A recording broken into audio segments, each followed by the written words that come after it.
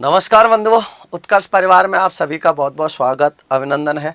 मैं सहदेव चौधरी आप सभी को नमस्कार करता हूं। सभी भाई बहन ठीक होंगे, सुरक्षित होंगे, अपनों का ख्याल रख रहे होंगे। हाँ जी, शारदा गहलोत जी, निधि जोशी, जैलदार जाट भाई जी, सभी का बहुत बहुत स्वागत अभिनंदन है। निधि जोशी, जय श्री चारण, ध्यान से और पूर्ण मनोयोग से समझना।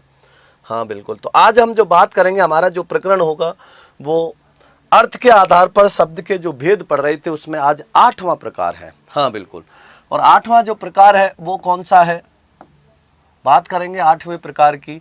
वो 8वां प्रकार कौन सा होगा? समूहवाची शब्द।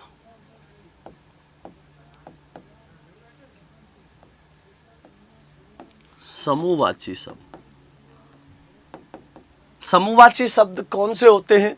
वे शब्द जो किसी समुदाय या समूह का बोध कराते हैं, समूहवाची शब्द कहलाते हैं। किसी समुदाय या समूह का बोध कराने वाले शब्द क्या कहलाते हैं? समूहवाची। जैसे मैंने कहा सभा, तो सभा कैसा है? समूहवाची शब्द है, क्योंकि ये किसी न किसी समुदाय या समूह का बोध कराता है। अब समूह व्यक्तियों का हो सकता है या फिर वस्तुओं का हो सकता है। जैसे मैंने कहा गुच्छा, अब गुच्छा किसका होगा? चाबियों का या अंगूरों का, तो ये किस में आएंगे? वस्तु में आएंगे, ठीक है ना। मैंने कहा जैसे टोली, टोली किसकी होगी? या तो बंदरों की होगी या बच्चों की होगी, तो ये किस में आएगा? व्यक्तियों का समूह। तो इस प्रकार से हम इसको दो भागों में बांट देते हैं, ठीक है ना।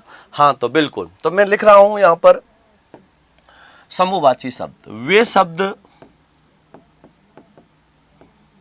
जो किसी समुदाय या समूह का बोध कराते हैं। वे शब्द जो किसी समुदाय या समूह का बोध कराते हैं,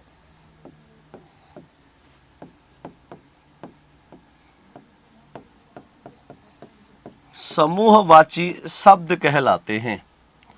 समूहवाची शब्द कहलाते हैं।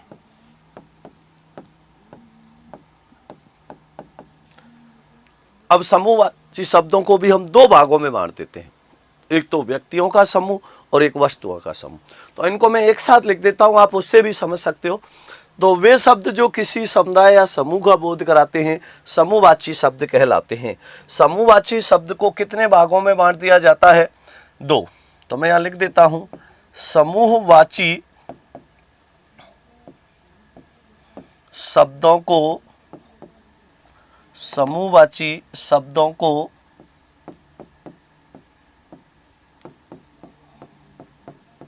दो भागों में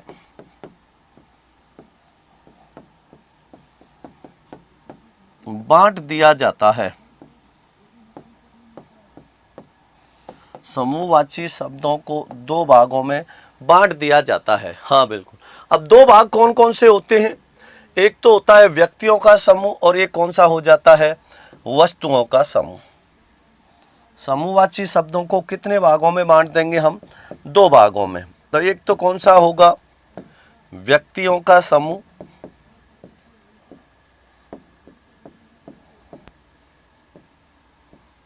और दूसरा कौन सा हो जाता है? वस्तुओं का समूह। तो एक तो होता है व्यक्तियों का समूह और एक हो जाता है वस्तुओं का समूह। वस्तुओं का समूह।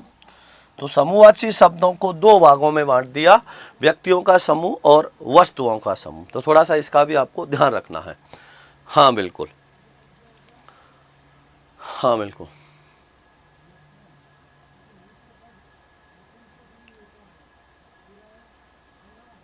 दीनदयाल जी, अगर आपको आईएएस की तैयारी करनी है तो सब्जेक्ट कौन सी लें? तो देखो, आपको प्राथमिकता आर्ट्स को देनी चाहिए फिर तो, ठीक है ना, क्योंकि यहाँ पर आपको मुख्य रूप से इस पे ही ज़्यादा फोकस करना होगा। हाँ तो देखिए, अब बात करेंगे व्यक्तियों का समूह। सबसे पहले जो इसका भेद होगा वो कौन सा होगा?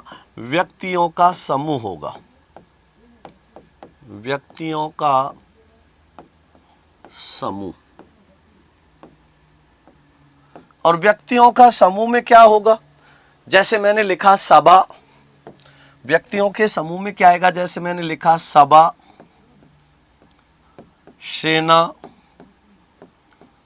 पुलिस, सभा, सेना, पुलिस, सम्मेलन, गिरोह,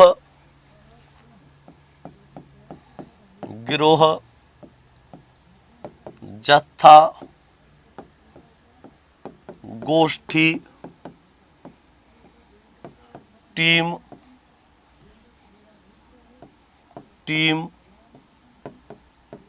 दल, वृंद, जन, गण, वर्ग, लोग। तो ये सब किसका समूह है? व्यक्तियों के समूह में आते हैं। ये सब किस में आते हैं? व्यक्तियों के समूह में आते हैं, लोग इत्यादि। तो ये सब किसका बोध कराते हैं? किसी ना किसी समूह का बोध कराते हैं। तो समूह किसका है? ये व्यक्तियों का समूह है। हाँ बिल्कुल। तो टीम भी किसकी है? टीम बच्चों की, व्यक्तियों की, खिलाड़ियों की टीम होगी, तो वस्तुओं की तो टीम होगी नहीं। तो इसलिए ये किस में जाएंगे? व्यक्तियों के समूह में। दूसरा इसका जो भेद होता है वो कौन सा होता है? वस्तुओं का समूह। दूसरा इसका जो भेद होता है वो क्या होता है? वस्तुओं का समूह होता है। वस्तुओं का समूह होता है। और वस्तुओं के समूह की बात करें तो वस्तुओं के समूह में क्या आएगा? तो इसका भी थोड़ा सा ध्यान रखना है। अब वस्तुओं के समूह की बात करें तो वस्तुओं के समूह में देखो, जैसे मैंने लिखा गुच्छा, मैंने लिखा है यहां पर जैसे गुच्छा। गुच्छा किसका होगा?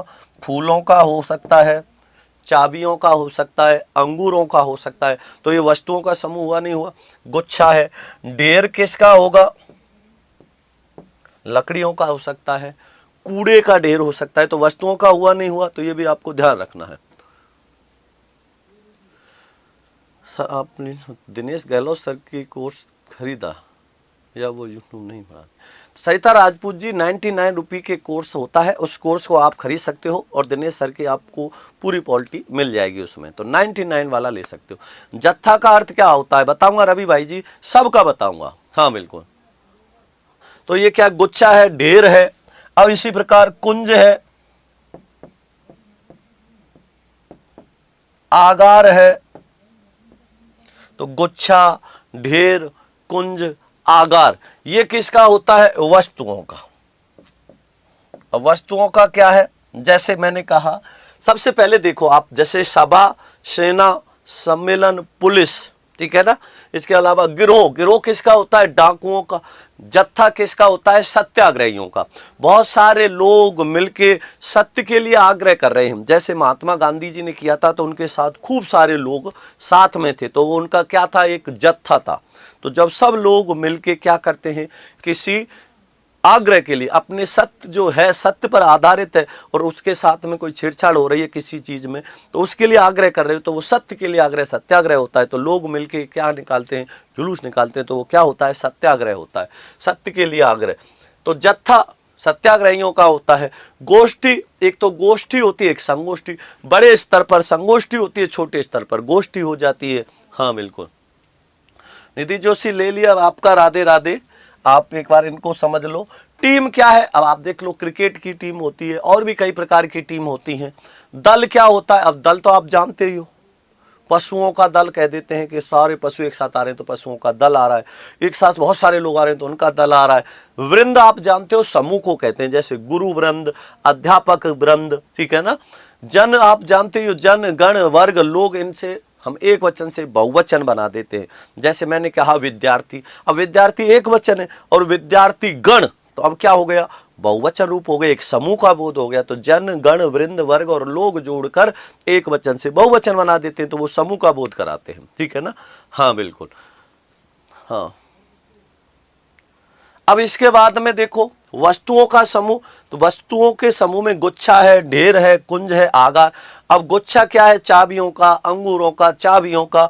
ढेर कूड़े का हो सकता है। कुंज कहते हैं वृक्षों का समूह, वृक्षों का समूह। आगार डिपो को कहते हैं, जैसे डिपो होती है ना, जहाँ रोडवेज की बसें रहती हैं, वो डिपो होती है, उसको आगार कहते हैं हिंदी में। अंग्रेजी में डिपो, हिंदी में उसको आगार कह देते हैं। इसी प्रकार हाँ, तो इसका आपको थोड़ा सा ध्यान रखना है। सर बंदूक अस्त्र है या शस्त्र है? बंदूक शस्त्र में नहीं, अस्त्र में आएगा, क्योंकि बंदूक से आप पकड़ के और ऐसे उससे मारते नहीं हो। क्या होता है, बंदूक की गोली उससे अलग होके फिर वार करती है। जिस चीज से कोई चीज अलग होके वार करे वो किस में आता है? अस्त्र में आता है, ठीक है ना।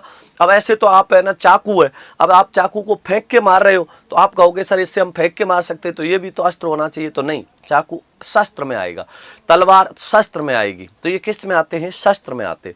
जिस चीज से अलग होके फिर वार होता है वो अस्त्र में जाता है, जिसको हाथ में ही रख के और फिर उससे हम क्या करते हैं? वार करते हैं, वो शस्त्र में आता है। तो इसका थोड़ा सा आपको ध्यान रखना है। हाँ बिल्कुल, तो इनका भी ध्यान रखना है। विराम चिन्ह भी करवाएंगे, क्यों नहीं करवाएंगे, विराम चिन्ह भी कराएंगे।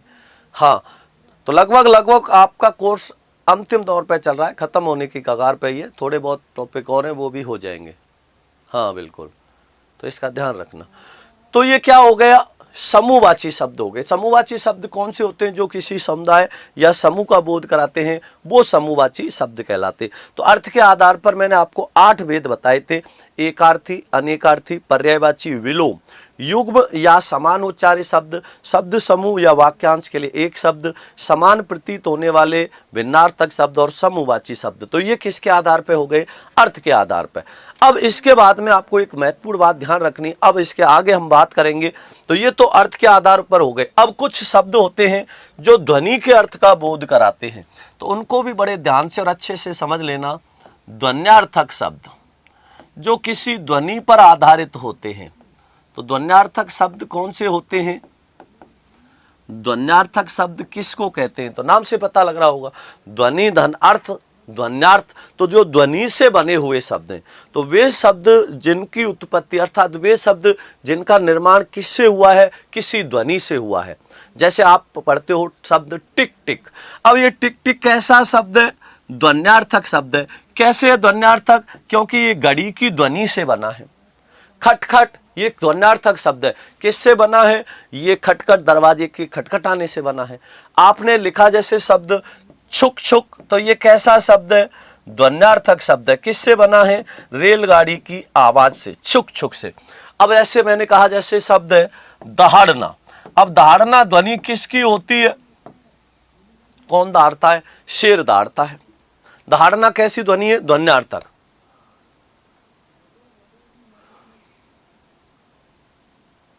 हाँ बिल्कुल। हाँ सुनीता जी, आपको 99 वाला अगर कोर्स ले रखा है तो फिर आपको कोई समस्या नहीं है, क्योंकि उसको बहुत विस्तार से बताया जा रहा है। हाँ बिल्कुल। तो देखिए इसमें, तो यहाँ दहाड़ना क्या है? शेर की। तो दहाड़ना जो ध्वनि आई वो किससे आई? शेर के दहाड़ने से। तो उसकी ध्वनि से आया, नहीं आया। चिंगाड़ना ध्वनि है। अब चिंगाड़ने की जो ध्वनि आई वो किससे आई? हाथी के चिंगाड़ने से। तो ये किसका बोध कराते हैं? किसी ध्वनि के अर्थ का। तो ध्वन्यार्थक शब्द को भी अच्छे से समझ लेना और ध्यान देना। हाँ बिल्कुल। टन टन घंटा बजाने से आती है। तो ध्वन्यार्थक शब्द वे शब्द जो किसी ध्वनि के अर्थ का बोध कराते हैं, वे शब्द जो किसी ध्वनि के अर्थ का बोध कराते हैं, ध्वनि के अर्थ का बोध कराते हैं, बोध कराते हैं, ध्वन्यार्थक शब्द कहलाते हैं। ध्वन्यार्थक शब्द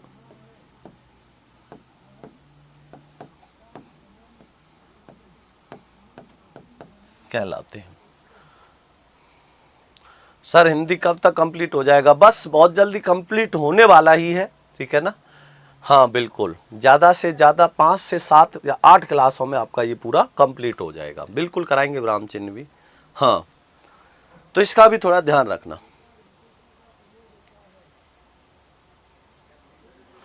हाँ तो बिल्कुल सीता मीणा जी, आप 99 वाला कोर्स कैसे ले सकते हो? तो देखो उत्कर्ष ऐप में जाना, वहाँ जाने पर आपको ऑप्शन मिलता है 99 वाले कोर्स का, उसमें जाके 99 रुपये पे करके आप कोर्स ले सकते हो। 2 से 3 बजे के क्लास का समय होता है। बिल्कुल। अब देखो इसमें ध्यान देना, मैंने क्या कहा कि वे शब्द जो किसी ध्वनि के अर्थ का बोध कराते हैं ध्वन्यार्थक शब्द कहलाते हैं। अब ध्वन्यार्थक शब्दों को भी हम 3 भागों में बांट देते हैं। ध्वन्यार्थक शब्द को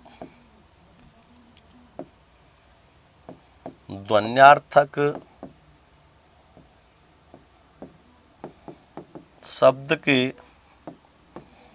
3 भेद होते हैं। ध्वन्यार्थक शब्द के 3 भेद होते हैं। कितने भेद होते हैं? 3 भेद होते हैं। अब 3 भेद कौन कौन से होते हैं इसको भी थोड़ा सा ध्यान से समझ लेना। ध्वन्यार्थक शब्द के कितने भेद हैं? 3 भेद। एक तो होता है पशुओं की बोलियां। एक तो क्या है? पशुओं की बोलियां। दूसरा होता है पक्षियों की बोलियां, पशुओं की बोलियां।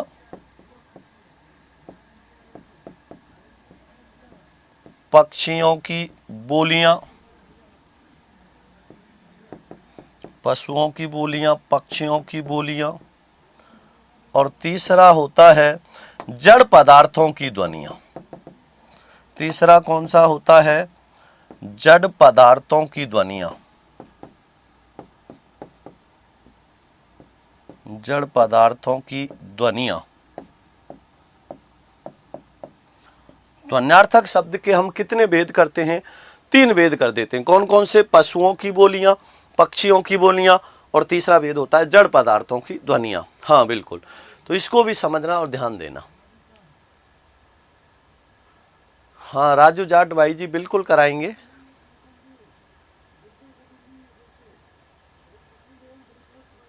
चौधरी राम खरबास, बहुत बहुत स्वागत भाई जी, जयपुर मानसरोवर। देखिए अब इसमें बिल्कुल गोविंद भाई जी आएगी। हाँ बिल्कुल। अब देखो आगे ध्यान से, सबसे पहले बात करेंगे पशुओं की बोलियां। पशुओं की बोलियां।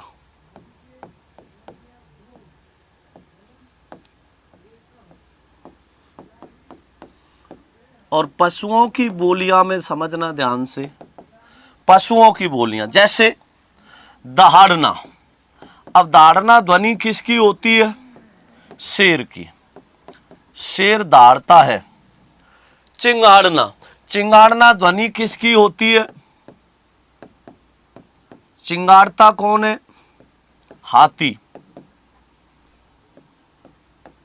हाथी चिंगाड़ता है। गुर्राना, और गुर्राना ध्वनि किसकी होती है? चीता। चीता गुर्राता है। वो आप कुत्ते का मत समझ जाना, कुत्ता भौंकता है, गुर्राता है या भौंकता है, ठीक है ना? हाँ बिल्कुल। तो देखो दहाड़ना, चिंगाड़ना, गुर्राना, इस प्रकार। और मिमियाना, मिमियाना, मिमियाता कौन है? बकरी।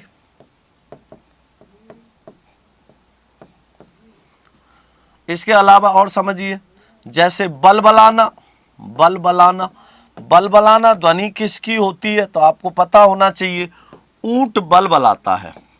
बलबलाता कौन है? ऊंट बलबलाता है। हाँ बिल्कुल, हाँ बिल्कुल। तो बलबलाता कौन है? ऊंट। तो बलबलाना जो ध्वनि होती है वो किसकी होती है? ऊंट की होती है। दहाड़ना शेर, चिंगाड़ना हाथी, गुर्राना चीता, मिमियाना बकरी, बलबलाना ऊंट, ठीक है ना? भौंकता कौन है? कुत्ता। भौंकना ध्वनि किसकी होती है? कुत्ता की होती है। तो कुत्ता भौंकता है, ठीक है ना? और रवाना, रवाती कौन है? गाय। गाय रवाती है और भैंस रौंकती है। रैंकना, रैंकता कौन है? गधा। गधा रैंकता है, ठीक है ना? हाँ, रैंकना भी होती है इसकी, ठीक है ना? और इसके अलावा गधा की और क्या है? ढेंचू, ढेंचू, ये किसकी ध्वनि होती है? गधा की होती है। तो रैंकना या ढेंचू, ढेंचू, ये किसकी होती है? गधा की होती है। बात करें रौंकना, रौंकती भैंस है। रौंकना, रौंकती कौन है? भैंस है। गाय रवाती है, भैंस रौंकती है। तो गाय, भैंस। और म्याऊं म्याऊं, ये किसकी ध्वनि होती है? बिल्ली की ध्वनि होती है। म्याऊं म्याऊं ध्वनि किसकी होती है? बिल्ली की होती है। खिर खिर, खिर खिर, ये किसकी ध्वनि होती है? बंदर की होती है। खिर खिर, ये जो ध्वनि होती है वो किसकी होती है? बंदर की होती है। बंदर कैसे करता है? खिर खिर करता है। टर टर मेंढक करता है। बिल्कुल, हाँ बिल्कुल। तो ये किसकी बोलियां हो गई? पशुओं की। पशुओं की बोलियां, हाँ बिल्कुल। तो दहाड़ना, चिंगाड़ना, गुर्राना, मिमियाना, बलबलाना, भौंकना। अब इसी प्रकार हुआ हुआ, और हुआ हुआ ध्वनि किसकी होती है? हुआ हुआ ध्वनि गीदड़ की होती है। किसकी होती है? गीदड़ की है। हुआ हुआ, शाम के समय पर जब थोड़ा सा अंधेरा हो रहा होता है तो बच्चे के से रोने की आवाज आती है, नहीं आती जंगल से, तो वो कौन रो रहा होता है? वो गीदड़ रोते हैं। हुआ हुआ करते रहते, नहीं कहते। तो इस प्रकार से आपको ध्यान रखना है। हाँ,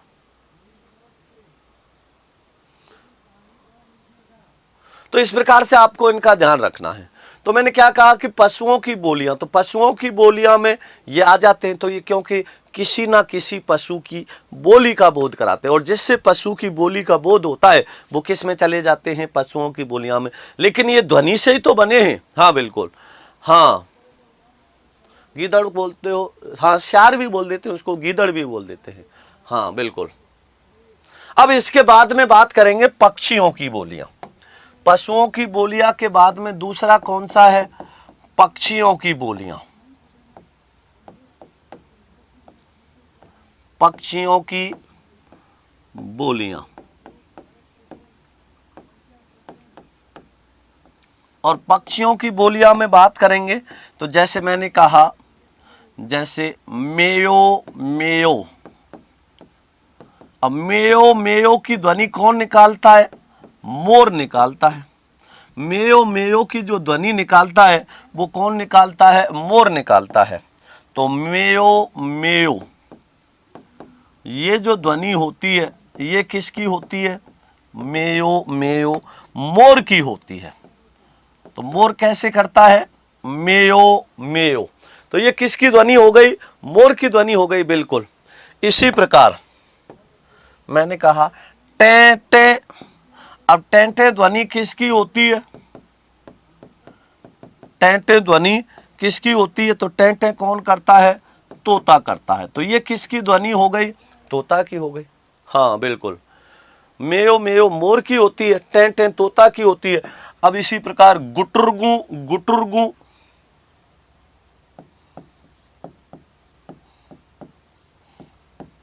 गुटुरगु गुटुरगु, गुटुरगु गुटुरगु, ये ध्वनि किसकी होती है? ये कबूतर की होती है। कबूतर कैसे करता है? गुटुरगु गुटुरगु करता है। तो टे टे तोता करता है। बिल्कुल, हाँ, तो इसी में आएगा। तो मेयो मेयो मोर करता है, गुटुरगु गुटुरगु कबूतर करता है, और ची ची ची ची जो ध्वनि होती है वो किसकी होती है? चिड़िया की होती है। ची ची जो ध्वनि होती है वो किसकी होती है? चिड़िया की होती है। चिड़िया कैसे करती है? ची ची करती है। तो ये ची ची किसकी ध्वनि हो गई? चिड़िया की हो गई। और सुनो इसमें, हाँ, पीयू पीयू, पीयू पीयू ध्वनि किसकी होती है? पपीहा की होती है। पपीहा कैसे करता है? पीयू पीयू करता है। पीयू पीयू ध्वनि किसकी होती है? पपीहा की होती है। हाँ बिल्कुल। इसी प्रकार कू कू, ये किसकी होती है? कोयल की होती है। कू कू जो ध्वनि होती है वो किसकी होती है? कोयल की होती है। तो कोयल कैसे करती है? कू कू, तो ये कोयल की ध्वनि हो जाएगी। हाँ, कूकना ध्वनि कोयल की होती है। हाँ बिल्कुल। तो पीऊ पीऊ पपिया करता है, कू कू कोयल करती है, चीं चीं चिड़िया करती है। अब कौन बचा है? कौआ काव काव करता है। बिल्कुल, काव काव कौन करता है? कौआ करता है। काव काव,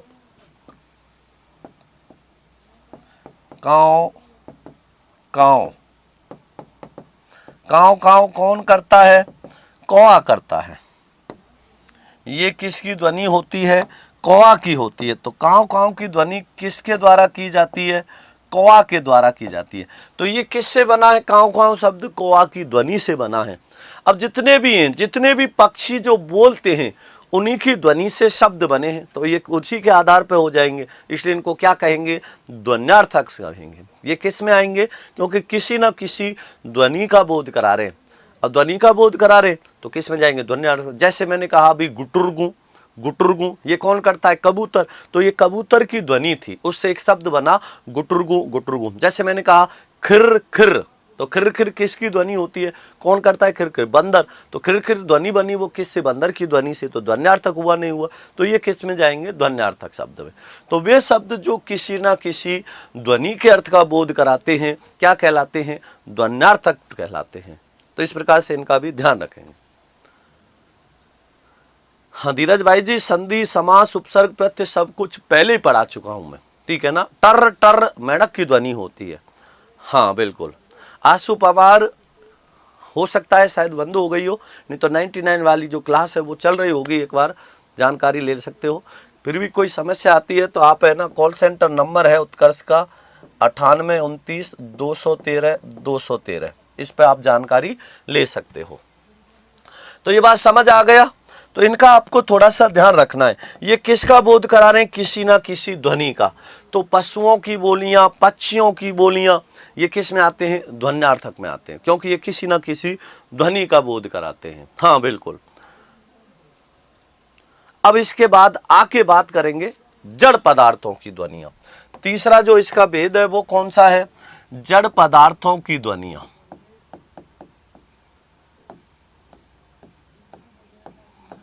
जड़ पदार्थों की ध्वनियां।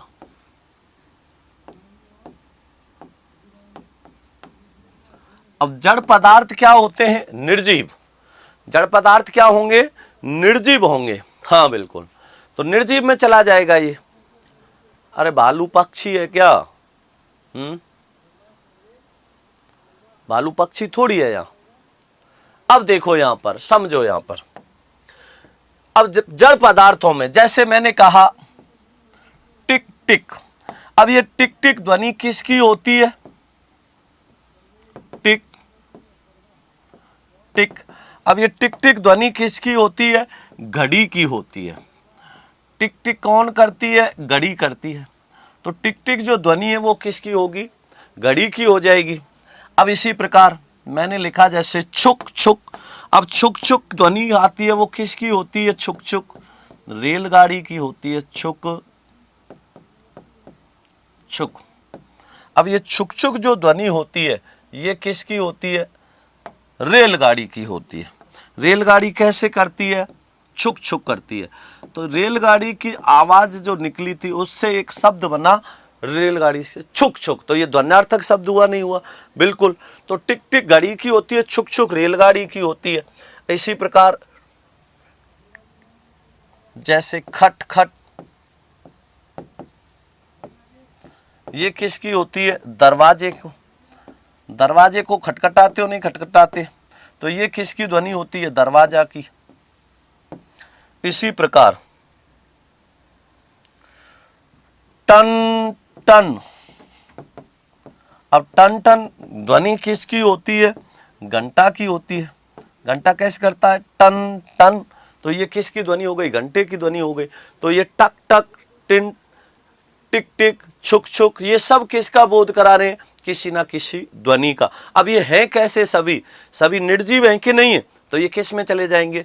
तो या तो पशुओं की बोलियां, या पक्षियों की, या फिर जड़ पदार्थ। तो ये सब किसके हैं? ये सब क्या है? जड़ पदार्थ है। तो जड़ पदार्थ की ध्वनियां हो जाएंगी। हाँ बिल्कुल। खन खन चूड़ियों की हो जाएगी, बिल्कुल। यहां पर मैंने लिख दिया खन खन। तो खन खन क्या खनकती हैं? चूड़ियां। तो खन खन ध्वनि किसकी होती है? चूड़ियों की होती है।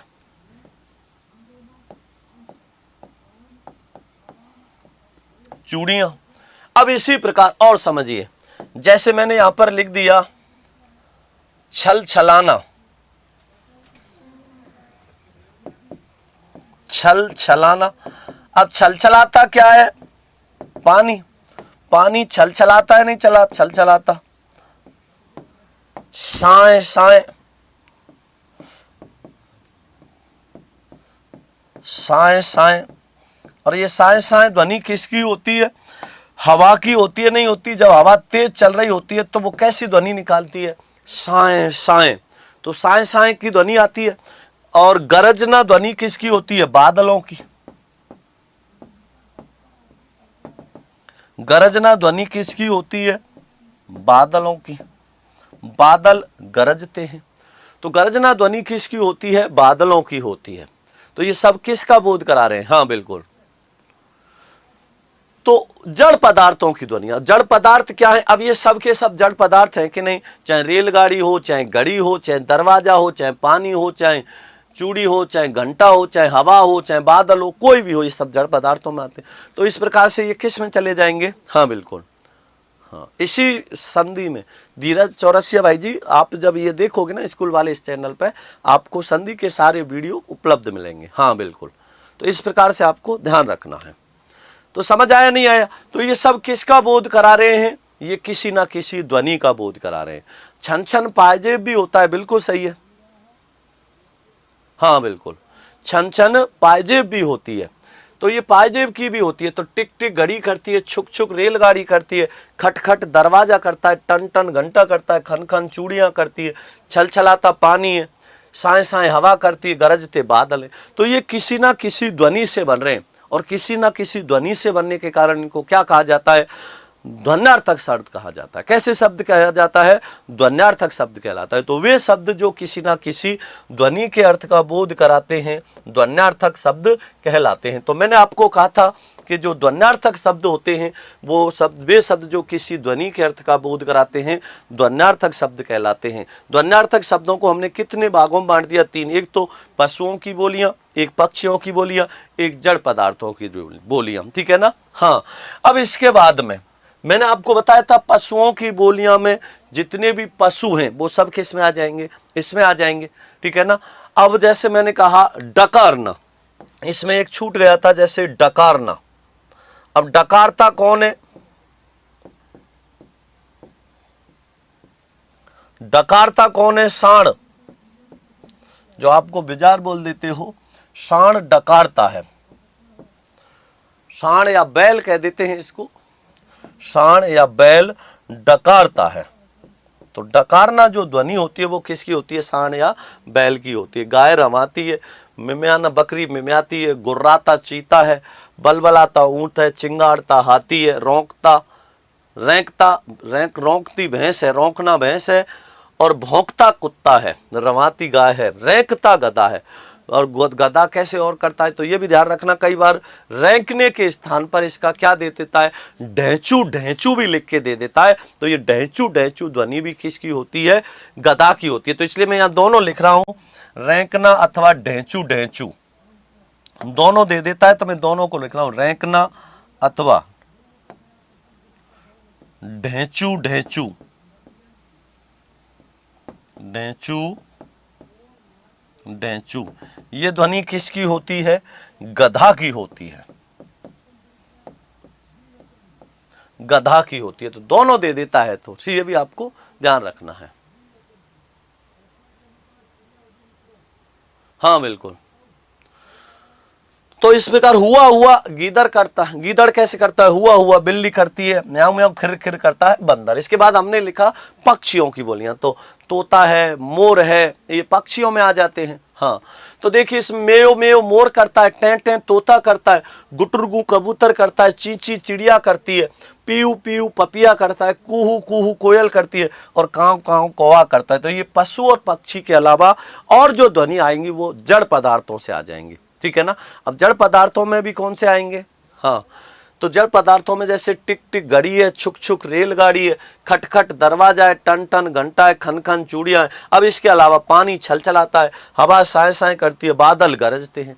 तो ये किसी ना किसी ध्वनि का बोध करा रहे हैं, और जो किसी ना किसी ध्वनि का बोध कराते हैं वो कैसे शब्द कहलाते हैं? ध्वन्यार्थक। अब परीक्षा में प्रश्न कैसे पूछ लिया जाता है ये समझना। मैंने जैसे यहाँ पर लिख रहा हूँ, ध्यान देना, प्रश्न लिख रहा हूँ, इसको समझना एक बार।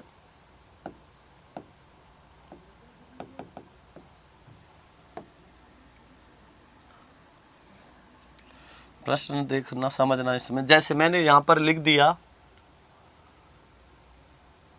जैसे कुहू कुहू कुहू कुहू ध्वनि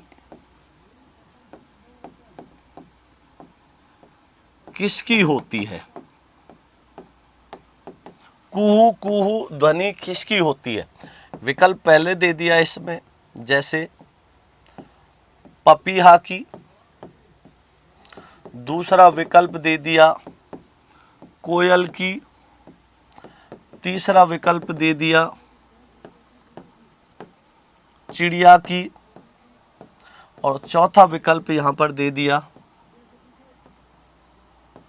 मैना की। या तो ऐसे पूछ लेगा, या तो आपसे कैसे पूछ लेगा? ऐसे कोई उसका ध्वनि का नाम देके, या फिर ऐसे पूछ लेगा। जैसे दूसरे तरीका से यहां से प्रश्न कैसे पूछ लिया जाता है, जैसे आपसे पूछेगा यहां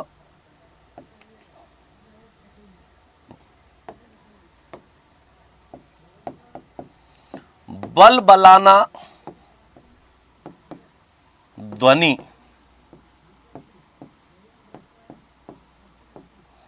किसकी होती है?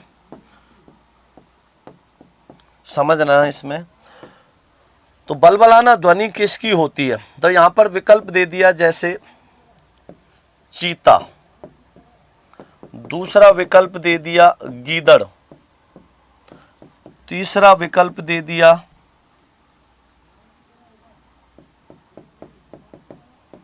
घोड़ा।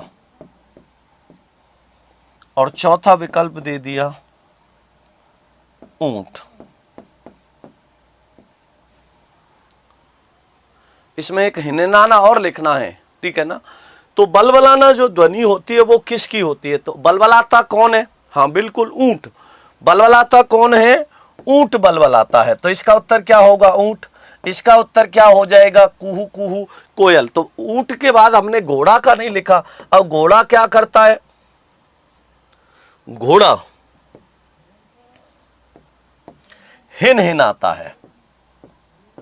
जो हिनहिनाना ध्वनि होती है वो किसकी होती है? घोड़ा हिनहिनाता है।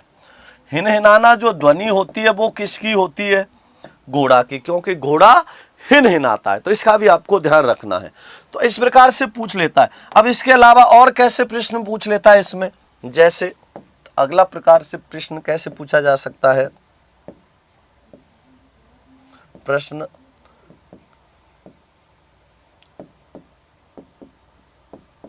ध्वन्यार्थक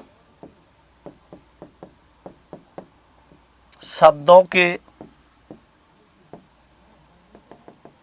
निम्नलिखित में से ध्वन्यार्थक शब्द का कौन सा भेद नहीं है, या फिर ध्वन्यार्थक शब्द के कितने भेद होते हैं? ध्वन्यार्थक शब्द के कितने भेद होते हैं, ऐसे पूछ सकता है। ध्वन्यार्थक शब्द के कितने भेद हो सकते हैं? तो पहला विकल्प दे दिया यहां पर 2, दूसरा विकल्प दे दिया 3, तीसरा विकल्प दे देता है 4 और चौथा विकल्प दे देता है इनमें से कोई नहीं। इनमें से कोई नहीं। तो इस प्रकार से आपको इनका ध्यान रखना है, किसी भी प्रकार से प्रश्न पूछ लिया जाता है। हाँ, तो मैंने क्या कहा कि किसी भी प्रकार से आपसे प्रश्न पूछ ले, आपको ध्वनि सबकी पता होनी चाहिए कि किसकी ध्वनि क्या होती है, तो ये आपको अच्छे से पता होना चाहिए। तो यहाँ तक समझ आ गया होगा, इसका आपको ध्यान रखना है। तो ध्वन्यार्थक शब्द आपको ध्यान रखना। तो मैंने क्या कहा था, ध्वन्यार्थक शब्द तो ये किसी ध्वनि के अर्थ पर आधारित होते हैं। बाकी हमारा जो 8वां भेद था वो कौन सा था? बाकी जो हमारा भेद था 8वां, वो कौन सा था? समूहवाची शब्द। समूहवाची शब्द कौन से होते हैं? वे शब्द जो किसी ना किसी समुदाय या समूह का बोध कराते हैं, समूहवाची शब्द कहलाते हैं। अब समूहवाची में मैंने आपको बता दिया था, व्यक्तियों का समूह हो सकता है या फिर वस्तुओं का समूह होता है। तो व्यक्तियों का भी हो सकता है और वस्तुओं का। यूट्यूब के मदन कश्यप जी भाई जी, बहुत अंतर होता है, क्योंकि वहाँ पर हमें उस कोर्स के हिसाब से लेना होता है, यहाँ हमें सब के हिसाब से लेना होता है, ठीक है ना। तो 99 और यहाँ तो आप पढ़ रहे होंगे तो आपको खुद अंतर लग रहा होगा, बहुत सारी चीज़ें सही होगा। हाँ बिल्कुल, ऊँट में क्या हो गया है?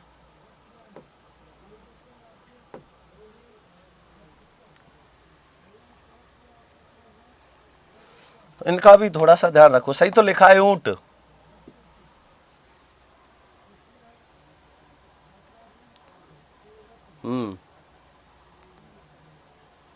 इसका थोड़ा सा आपको ध्यान रखना। तो यहां तक समझ आ गया होगा। तो ये कौन से हो गए? ध्वन्यार्थक शब्द और समूहवाची शब्द। हालांकि ये जो आपने ध्वन्यार्थक शब्द लिखा है, इसको 9वां भेद मत कर लेना, कहीं आपसे पेपर में पूछे कि अर्थ के आधार पर शब्द के कितने भेद होते हैं, ठीक है ना।